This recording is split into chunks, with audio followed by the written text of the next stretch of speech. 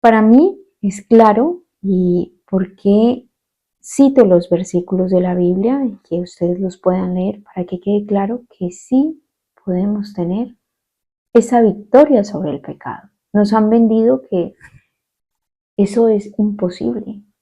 O sea, esta carne contaminada y este cerebro contaminado es imposible que deje de pecar. La carne no la podemos purificar, pero podemos obedecer a Dios, ¿sí? Suscríbete a nuestro canal de YouTube. No olvides darle a la campanita para recibir una notificación para cuando subamos el próximo video.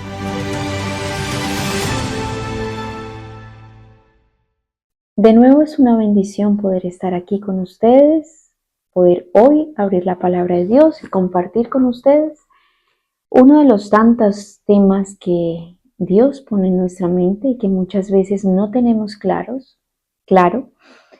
qué es lo que nos quiere decir, ¿no? Hoy me gustaría compartir con ustedes un tema que leí en un libro. Primero me gustaría nombrar el autor, se llama Joe Creus, y ahora haré un poco una pequeña biografía para que conozcáis, si algunos lo conocen, algunos no lo conocen, quién es, ¿no? Este libro ¿Es posible vivir sin pecar? Es uno de los temas que muchas veces nos pone a meditar y a tener una dicotomía en nuestra mente de que es posible vivir sin pecar y muchas veces es imposible. Voy a voltear el título, ¿no? Es imposible vivir sin pecar. Para muchos cristianos y no cristianos es un tema que está en una especie de nube de decir sí o no, pero para entenderlo, la palabra de Dios, santa palabra de Dios, nos dice que se puede vivir sin pecar. Y bueno, antes de comenzar el tema de lleno, me gustaría comentarles quién es Joe Creus. Él fue el fundador de Amazing Facts, falleció en 1994, nació en Tacoma, Estados Unidos. Y bueno, acá nos dice que es un evangelista, fue pastor. Eh, Hizo la radio Amazing Facts, un programa bíblico diario de 15 minutos que comenzaba con un hecho científico histórico interesante, un sello distintivo en la programación de Amazing Facts, que todavía funciona así, ¿no? Él era barítono, tenía una voz de barítono. Entonces, ¿por qué? Explico un poco quién es el autor de este libro para que no entendáis que estoy leyendo de autores que no tienen, digamos, como aprobación la palabra de Dios, ¿no? Él fue adventista del séptimo día y hizo varios libros. Este es el segundo libro que leo de él. Que el primero fue Compromisos Sutiles. Para mí fue un libro que habla de la vestimenta, compromisos sutiles, que a veces nos comprometemos con cosas que son sutiles y no nos damos cuenta de que esto nos está llevando a transgredir los mandamientos de Dios, ¿no? Habla de la argolla, la vestimenta y muchas otras tantas cosas que se lo recomiendo porque está de acuerdo con la palabra de Dios, ¿no? Entonces, para comenzar hoy el tema de hoy, me gustaría compartir con ustedes un versículo. Y este versículo tiene que ver con lo que vamos a leer. Este lo encontramos en Primera de Juan, capítulo 3, versículo 6. Todo aquel que permanece en él no peca, y todo aquel que peca no le ha visto ni le ha conocido. Voy a ir al 8. El que practica el pecado es del diablo, porque el diablo peca desde el principio. Para esto apareció el Hijo de Dios, para deshacer las obras del diablo. Con este versículo podemos entender que podemos vivir sin pecar. Es algo que nos han enseñado y nos han dicho que no, que tenemos que pecar, sí o sí, porque el plan de salvación, la ley de Dios, está mal escrita, está mal hecha, y por tanto, si nos remitimos al origen del mal, Satanás, ¿qué discutía con Dios? Porque decía que la ley de Dios no se podía guardar. Vino el Señor Jesús a la tierra como humano, a semejanza de carne humana, y puso en contexto esta ley de Dios, y probó y demostró ante el universo y ante la humanidad que se podía vivir sin pecar. Él es nuestro ejemplo, así que si Él lo pudo vivir, nosotros lo podemos vivir. Estamos en los últimos minutos de la historia de esta tierra. Están ocurriendo desastres por tierra, por mar. Las naciones están a punto de que ocurran guerras, y nosotros pensamos que todavía tenemos ese tiempo para seguir pecando y deshonrando a Dios con nuestras vidas. Por eso para mí este es otro tema que es muy importante que tengamos claro si podemos vivir sin pecar. Por eso en este versículo nos dice que todo aquel que permanece en él no peca. Está hablando en pasado, presente o futuro. Para mí dice que todo aquel que permanece en él, o sea, todos los que somos hijos de él y queremos estar en él, hoy, al día de hoy, no debemos pecar. ¿Qué quiere decir? No, que yo ya soy santa, no. Que tenemos que entregar nuestra voluntad a Dios para que podamos dejar de pecar, porque sin santidad nadie verá al Señor, ¿no? Entonces ahora vamos a ir a 1 Corintios 10:13. Vamos a ver qué nos quiere decir 1 Corintios 10, versículo 13. No nos ha sobrevenido ninguna tentación que no sea humana, pero fiel es Dios, que no os dejará ser tentados más de lo que podéis resistir, sino que dará también juntamente con la tentación la salida para que podáis soportar. Nos abandona Dios y nos deja que perezcamos en el pecado, o es por eso tan importante que nosotros entendamos quién es nuestro sustituto y nuestro garante. Que tenemos un mediador que es Cristo, puestos los ojos en Jesús, autor y consumador de nuestra fe.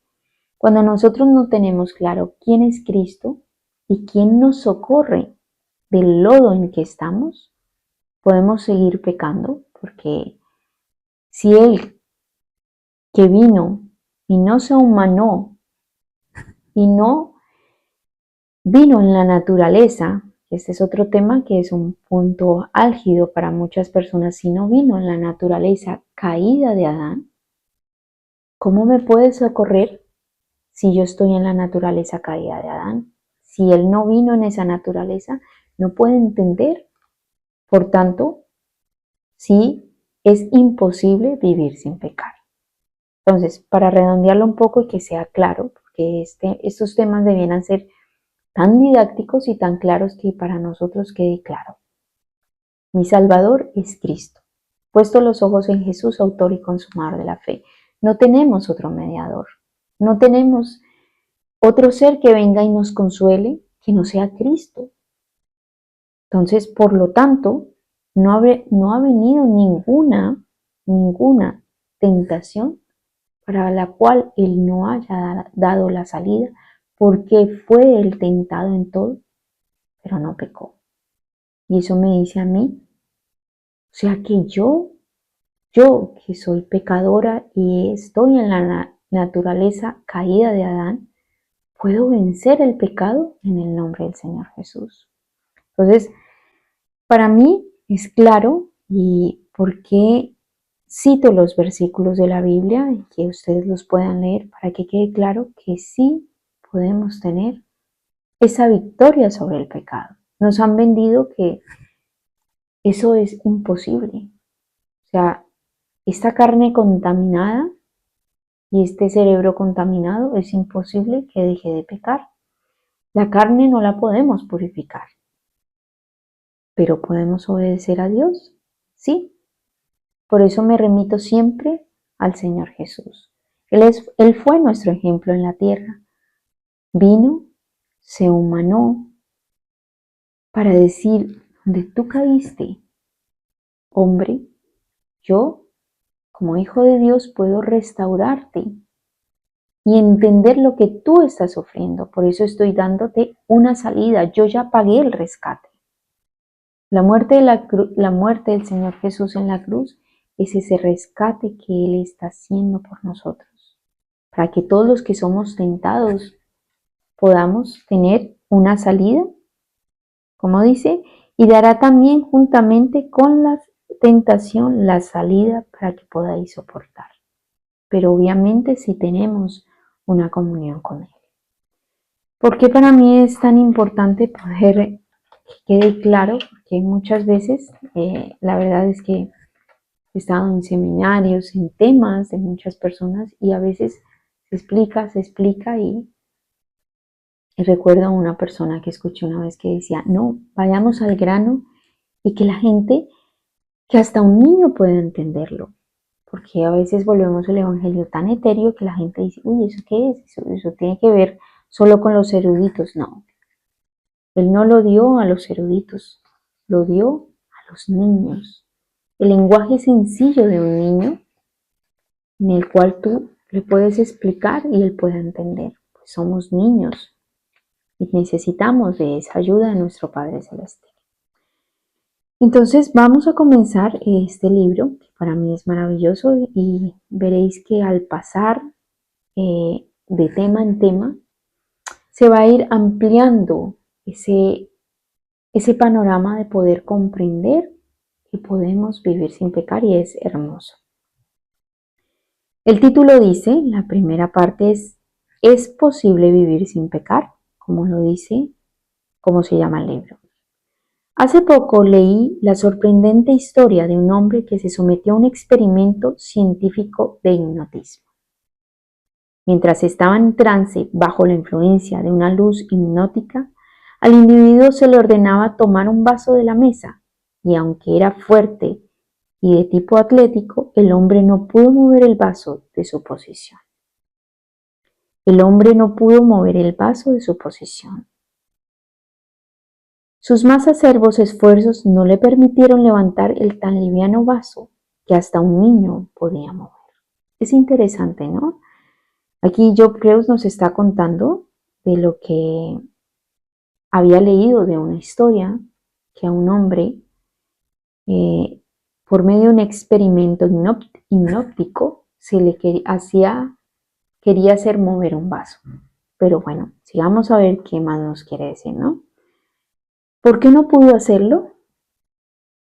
Porque los científicos, después de ponerlo en estado de trance, le habían dicho que era imposible que levantara el vaso. Aquí, hasta ahora lo que hemos leído ya nos está dando una vislumbre y esta historia la cuenta él para que nosotros entendamos un poco qué pasó. Por medio del hipnotismo estaban tratando que esta persona moviese el vaso, pero antes se le había dicho que él no podía. Sigamos más adelante para que podamos entender lo que quiere decir, ¿no? Debido a que su mente estaba convencida de que él no podía hacerlo. Su cuerpo fue incapaz de llevar a cabo la orden de levantarlo. Cuando muchas veces alguien nos dice o nosotros obedecemos a los hombres, es imposible vivir sin pecar. Nuestra mente inmediatamente se sujeta a las pasiones humanas y tiende a decir, es imposible. Y ahí estamos negando al Señor. Ahí estamos diciendo, la muerte en la cruz fue en vano. porque para que todo aquel que en él crea no se pierda, mas tenga vida eterna. Ese versículo sería en vano. ¿Qué demostración más dramática de que ninguna persona puede obedecer órdenes que cree imposible de realizar? Esta es la razón por la cual tantos cristianos están viviendo vidas débiles y de derrotas. ¿Por qué vivimos vidas débiles y de derrota? Porque pensamos, decimos, no, es imposible vivir sin pecar. Y nuestra mente ya nos pasa lo del hombre que han hipnotizado. Ya se le dijo, no lo puedes hacer. Y ya su cuerpo reacciona. Qué interesante. Para mí eso es súper interesante. No hay ninguna duda de que la teología moderna y popular ha estado enseñando a millones que nadie puede vivir sin pecar. Los 10 mandamientos han sido vistos como un código idealista que surgió solamente con el propósito de hacer que la gente sea consciente de su necesidad. Interesante, ¿eh? Hoy en día, a priori, ya decimos, no, vamos a estar pecando hasta que Cristo venga. El versículo que acabamos de leer de 1 Corintios 10, 13, no lo aceptemos porque es imposible vivir sin pecar. Y la teología moderna nos ha metido otro gol. Entonces nos hemos vuelto débiles en la fe. Pero decimos, yo creo en el Señor Jesús, que murió en la cruz, y puesto los ojos en Jesús, autor y consumador de nuestra fe. Pero nuestra mente ya está dando una orden diciendo, sí, Él existe, o creemos que existe, pero Él cuando yo estoy pecando no está aquí. Sí está. Por eso nos puede socorrer donde caemos. No hay, repito, dice en el 10:13, 1 Corintios 10:13, no ha sobrevenido ninguna tentación que no sea humana, pero fiel es Dios que no os dejará ser tentados más de lo que podéis resistir. Fiel es Dios. ¿Qué quiere decir? Que Él sintió lo que yo estoy sintiendo. Viene la tentación, Él da la salida. Él me da las fuerzas, obviamente si yo estoy en sus manos. Si no, pues es como el niño que se va de los brazos del padre y está cerca de una carretera. El padre lo puede proteger estando a su lado, pero cuando se sale de sus brazos, pues no puede haber esa salida a la tentación. Muchos cristianos modernos están tomando cada vez más una posición liviana y permisiva en cuanto al tema de guardar la ley. El tema de la ley es otro tema. Es que de este tema salen muchísimos temas que podríamos disertar y se podría extender muchísimo, ¿no? Pero de este tema, de guardar la ley, hoy en día, para muchos evangélicos en especial, la ley fue abolida y ya, no podemos guardarla, así que, por tanto, pecaremos. O sea, si dice no matarás, no tendrás dioses ajenos delante de mí, el primer mandamiento. Obviamente el cuarto ya está totalmente olvidado y por ende, a partir del cuarto, bueno, es que desde el primero no tendrás dioses ajenos delante de mí, pues es que ya lo violamos. Decimos, tenemos otro Dios, que tú, que es mi Dios, no me puedes salvar del pecado. Qué interesante, ¿no? O sea, es que el primer mandamiento ya nos está diciendo que con nuestra vida lo rechazamos. Ponemos dioses delante de él. No simplemente o sea, no simplemente es la moda, sino simplemente aún o religiosamente lo rechazamos diciendo, no, tú no eres Dios y yo pongo otro Dios, o sea, necesito de otra cosa para poder, porque no te puedo obedecer. No sé si me logran captar lo que dice en Éxodo 20, ¿Qué dice? El primer mandamiento dice, no tendrás dioses ajenos delante de mí. Y habló Dios todas estas palabras diciendo, yo soy Jehová tu Dios, que te saqué de la tierra de Egipto, de casa de servidumbre. ¿Qué tiene que ver esto con esto? Al decir que no podemos dejar de pecar, estamos diciendo que ese Dios que nos sacó de la tierra de Egipto no lo hizo, no tiene el poder, es débil, le falta fortaleza, no sabe, no puede socorrernos cuando viene la tentación. Y cuando dice, no tendrás dioses ajenos delante de mí, para nosotros el pecado nos ha quitado esa imagen de Dios. ¿Os vais dando cuenta que esto es un puzzle? Si nosotros quitamos los mandamientos, quitamos a Dios, pero si pretendemos creer que estamos honrando a Dios. No tendrás dioses ajenos delante de mí. Bueno, yo no adoro las estatuas o bueno, yo no hago ciertas cosas. Pero cuando dijo que no puedo vivir, que imperiosamente tengo que pecar, estoy negando y estoy poniendo otro Dios delante de él. Todo lo que está en contra del Señor es el anticristo y todo lo que está en contra de Dios pues es otro Dios, ¿no? De una forma u otra tenemos otros dioses y es el pecado. Ese pecado nos ha separado de la presencia de nuestro Dios, nos cortó la comunicación. Pero ¿qué vino Cristo? Y voy a la escalera de Jacob a unir el cielo con la tierra. Hacer ese puente que se había roto, entre Dios y su raza, su creación. Se rompió, vino Cristo y lo remendó, dando su vida. Por eso no podemos tener otros dioses ajenos delante de Él. Y es el pecado el que nos separa y nos pone otra cosa por delante de Él. Nos aísla, por decir algo, ¿no? Para hacerlo más entendible, ¿no? Entonces, ya no más con el primer mandamiento nos damos cuenta que cuando rechazamos lo que dice en su palabra, que tenemos que dejar de pecar, estamos poniendo dioses delante de Él. No necesitamos ir a todos los mandamientos que los podíamos leer, pero si ya violamos el primero, pues el que viola uno, viola a todos. Muchos cristianos modernos están tomando cada vez más la posición liviana y permisiva en cuanto al tema de guardar la ley. Ellos creen que el amor de Dios es incompatible con las reglas estrictas y las penalidades que surgen al violarlas.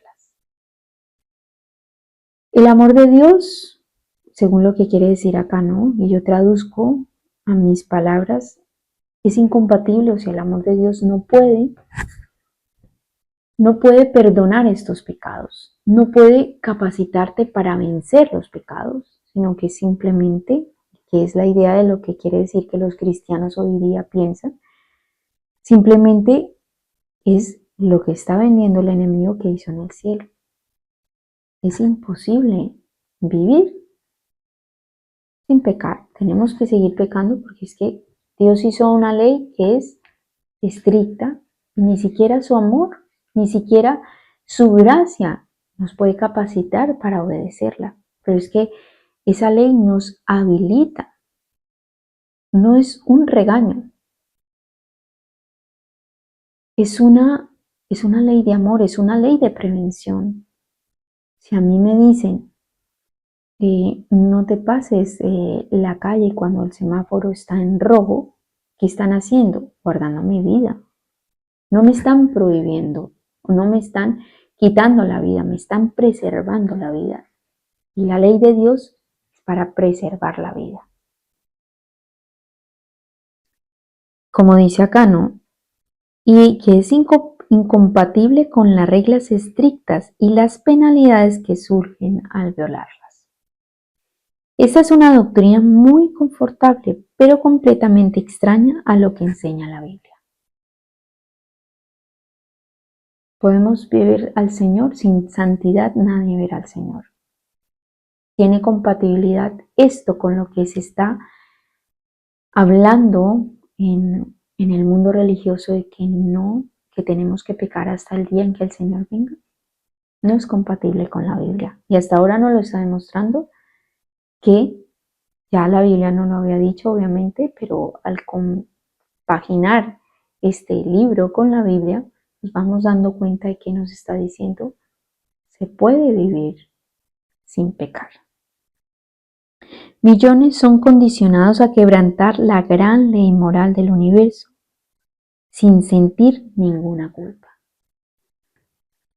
¿Por qué? Porque para mí es tan importante comprender lo que hizo el Señor Jesús por mí en la cruz. Y porque hoy aún puede entender lo que yo siento, entender mis tentaciones, mis luchas, mis derrotas, mis sufrimientos, porque Él fue tentado en todo lo que yo fui tentado. Y no me va a dejar sin salida. Pero se le ha vendido al mundo religioso, tú tranquilo, tú haz lo que quieras, viola, pásate el semáforo en rojo y aparentemente las consecuencias, hay muchas veces que no vemos las consecuencias, pero ¿cuál es la causa de pasarnos el semáforo en rojo? Si hay una circulación de coches, si yo paso el semáforo en rojo, viene un atropello. Y ese atropello implica la muerte. Estamos hablando ahora del tema, vamos a pasarlo al tema espiritual. Al violar la ley de Dios, estamos en la muerte, estamos en los delitos y pecados, estamos en la muerte. Por tanto, vemos y decimos, no, sí, yo sigo viviendo, mis pulmones siguen funcionando, estoy muerto en mis delitos y pecados, estoy muerto espiritualmente. Y es lo que se habla hoy en día. Tú no te preocupes, no obedezcas porque tú puedes pasarte el semáforo en rojo y puedes estar muerto pero seguir caminando. Y es lo que está sucediendo. Muchas personas están caminando, su cuerpo, su parte física sigue funcionando, pero la parte espiritual está muerta, porque han pasado el semáforo en rojo y han sido atropellados por el pecado. Esto para mí es súper interesante poderlo entender, porque la ley de Dios, en vez de ser restrictiva, es una ley de amor.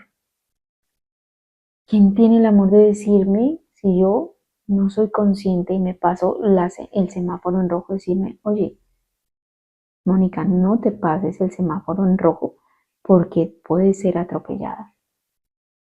No lo hagas. Y es el amor de Dios, suplicando, su Santo Espíritu diciéndonos, no cojas por ese camino, no vayas por ahí porque nosotros nos pasamos los límites, desobedecemos la ley de Dios y viene el atropellamiento.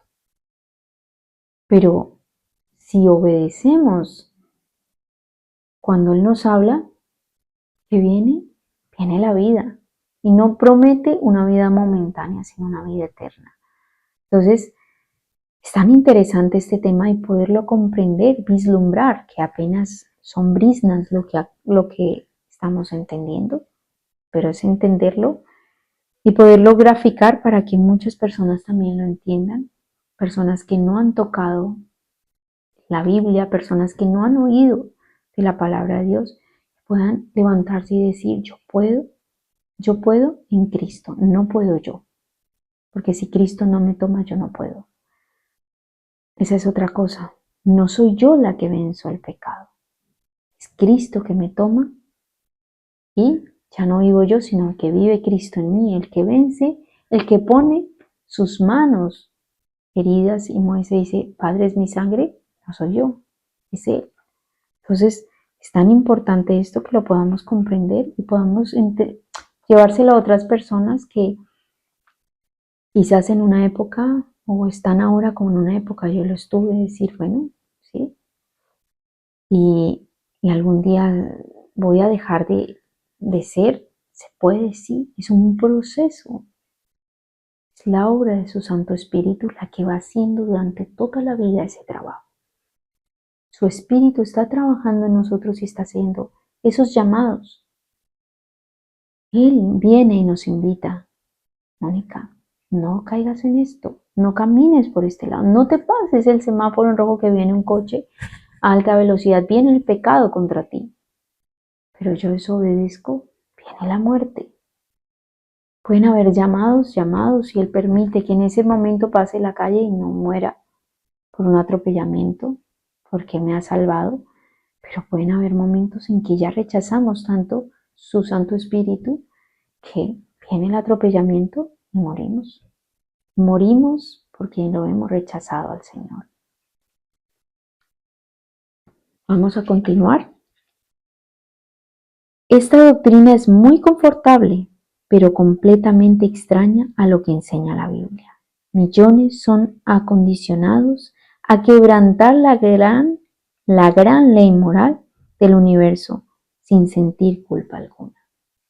Ya has pasado el semáforo en rojo, ya has violado la ley de Dios, ya has violado las restricciones que permitía que te protegieran, has rechazado a Cristo. Por tanto, espera la muerte. Y esa muerte es la muerte espiritual. Entonces no se siente remordimiento. Ya eres una persona que respiras, pero la conexión con la fuente de vida verdadera ya no está. La palabra de Dios no le da excusa a nadie para sentirse tranquilo acerca del pecado. Es el problema central de cada persona que haya nacido en esta tierra. Como una enfermedad altamente contagiosa, el pecado ha infectado a cada alma con los gérmenes de la muerte, y ninguna cura o impedimento terrenal se ha encontrado para detener el fatal progreso de dicha enfermedad. Ningún medicamento o cura humana puede sanar esa enfermedad. Solamente cuando Cristo nos toma, se puede restaurar esa imagen porque Él nos toma y nos hace nuevas criaturas. Para mí es tan hermoso poder comprender esto y ver que Él murió por mí, que dio su vida, que puede rescatarme, puede prevenir mi dolor al ser atropellado por el pecado. ¿Y por qué les explico esto? Porque para muchas personas que nos ven, nos escuchan, no entienden, no han leído ni tocado la palabra de Dios, pero que también puedan entender de una manera gráfica lo que es, lo que hace el violar la ley de amor. Es una ley de amor, es una ley de que me dice, tú quieres que te duelan los dientes, tú quieres, bueno, come algo que te vaya a producir ese dolor. Imagínense que Dios nos dejara y dejara que nosotros no hubieran llamados ni nada. Nosotros después diríamos, no, pero tú nunca me dijiste nada, tú nunca hiciste llamados, tú nunca, el pecado me atropelló, acabó conmigo y tú nunca me diste la salida, no hubo nada.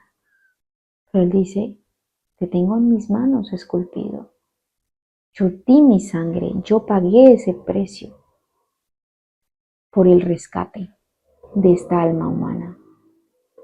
Yo pagué para que tú no pases y seas atropellado por el pecado. Entonces, vamos a dejar acá. No os perdáis el siguiente capítulo, tema que vamos a tener, que se llama, les voy a dejar para que sigamos en este estudio que es tan importante y que podamos también compartirlo, ¿no? Vayan ustedes directamente a la palabra de Dios, investiguen. Nosotros compartimos, pero nosotros no somos a quien deben mirar. Deben mirar a nuestro Señor Jesús, ¿no? Se llama Nuestra actitud hacia el pecado debe ser intransigente. Repito, nuestra actitud hacia el pecado debe ser intransigente. Este será el siguiente tema que tocaremos. Les comento un poco para que pues no se lo pierdan y podamos continuar creciendo de una manera de estudio con la palabra de Dios. Vayan directamente a la fuente. Nosotros no debemos honrar a ningún hombre. Dios escribió, Dios por medio de sus escribanos, yo digo que sus santos profetas fueron escribanos que escribieron lo que Él les dijo, lo que Él les inspiró. Nosotros no ponemos los ojos en nadie, ponemos los ojos en el Señor. Así que espero que hoy les haya quedado un poquito claro sobre la vislumbre, sobre algo que quizás a muchos nos atormenta, ¿no? Es decir, no sé si alguna vez habéis pensado en que puedo morir hoy. ¿Cómo está mi alma ante Dios? ¿Soy limpio, soy sincero, soy puro? He entendido lo que Él quiere decir en su santa palabra, no de una manera teórica y a manera de información, no, sino de una manera de poder decir, yo no puedo vencer el pecado, pero Él murió por mí y si Él me toma, Él puede resistir ese pecado. Entonces, puestos los ojos en Jesús, el autor y consumador de nuestra fe, al cual tenemos que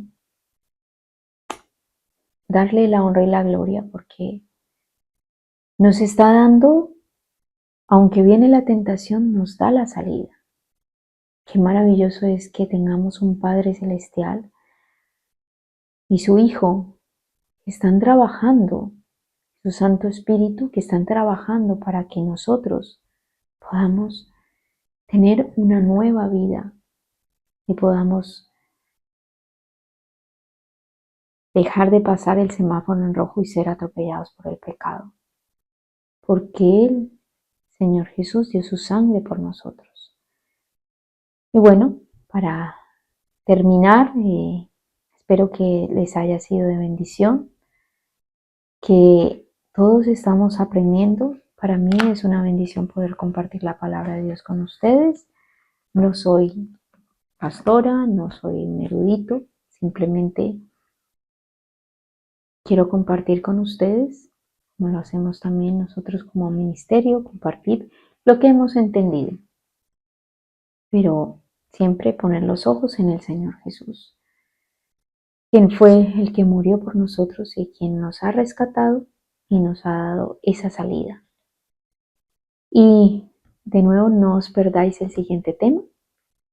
Esperamos con la ayuda de Dios que podamos de nuevo tenerlo para que podáis, sea de bendición para vosotros.